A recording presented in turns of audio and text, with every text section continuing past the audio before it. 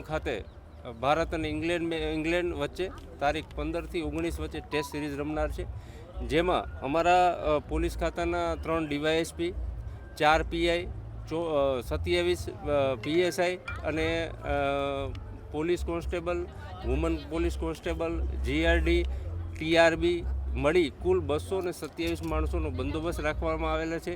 તેમજ અમારી મહેરબાન આઈજીપી શ્રી અશોક કુમાર યાદવ સાહેબ તેમજ અમારા એસપી જયપાલસિંહ રાઠોડ સાહેબની સૂચના અન્વયે વધારાની એક એલસીબી ટીમ, એસઓજી ટીમ તેમજ બીડીએસ ચેકિંગ પણ કરવામાં આવશે. આમ આ સ્ટેડિયમ ફરતે સ્કીમ મુજબ જુદા જુદા એન્ટ્રી ગેટ તેમજ સ્ટેડિયમની અંદર વિગતવારનો સ્કીમ મુજબનો બંદોબસ્ત રાખવામાં આવેલો છે. પ્રતિબંધ જે છે એમાં ખાસ કરીને જે બોટલ જે થ્રો થઈ શકે એવી કોઈ પણ વસ્તુ નથી લાવવાની. અહીંયા બધી વ્યવસ્થા છે જ તે, અને એ બાબતે તેમને ન્યૂઝપેપરમાં અને એને અગાઉથી પણ જણાવવામાં આવેલ છે કે આ વસ્તુ નથી લાવવાની ગ્રાઉન્ડ ઉપર.